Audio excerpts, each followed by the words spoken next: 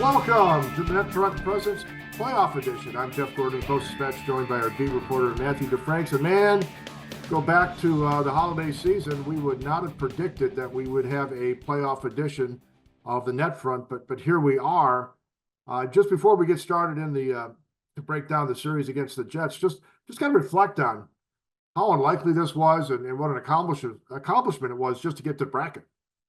Yeah, when I think back throughout the entire season, I was looking at a season timeline and putting together for the next couple of days for the website, and I was looking at the early season and remembering that 8-1 loss in Ottawa, that 8-1 loss at home against Washington.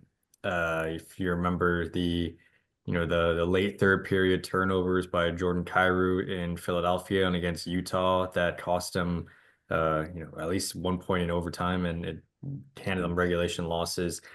Uh, the fact that they couldn't win three straight games until their ninth try at doing so.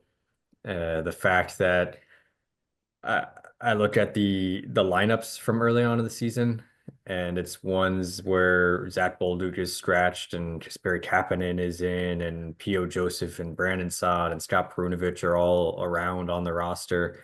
It's a sign of how far this team has come, and even when you think back to the holiday season, as you said, pretty much like every break that has happened this season, whether it was like the Thanksgiving checkpoint, the Christmas break, the Four Nations break, the trade deadline, pretty much every checkpoint, it was still unlikely that they would, make their way to the first round of the playoffs.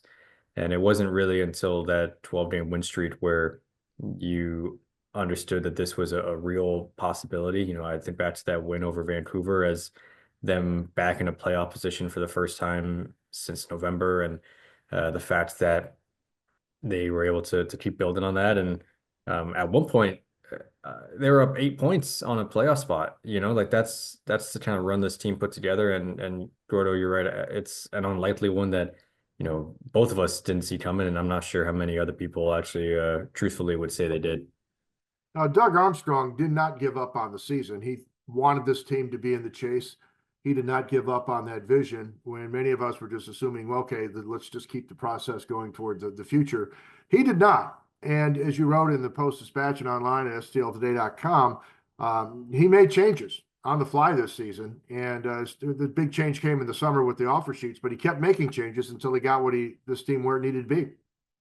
Yeah, and I think for as much criticism as Doug Armstrong has gotten and warranted over the last few years, when you go from a 100-point team to missing the playoffs for 2 straight years, things go wrong, right? And uh, we've talked about many of the reasons why that happens, whether it was mistakes in evaluating defensemen, not having guys fully develop. Even your buy low candidates, not really a ton of them really hit, right?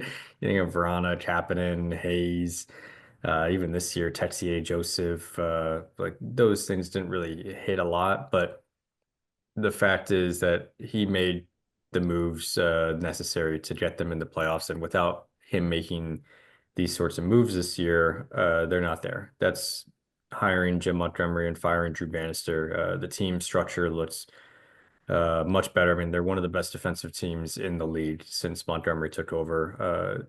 Since the Winter Classic, they're one of the best power plays in the league.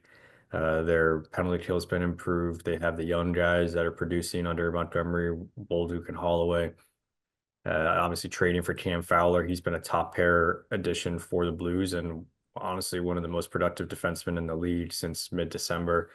You talked about the offer sheets with Broberg and Holloway last summer. And then there was, waiving Brandon Saad and ultimately terminating his contracts. There was getting rid of Kapanen, Perunovich, Joseph, and creating more playing time for others. I think back to when they did waive Brandon Saad, and the whole, I guess, direction from Doug Armstrong after that was that they wanted to see Alexander Texier more. That didn't exactly come to fruition, but the result was an extra minute of ice time for Zach Bolduc, an extra minute of ice time for Dylan Holloway. And And that's legitimate. Like you look at their ice time before when Saad was here and when he's gone, it's up a minute. And even with Bolduc on the power play, like the bumper was with Brandon Saad's position, right? Like that's where he was on the power play.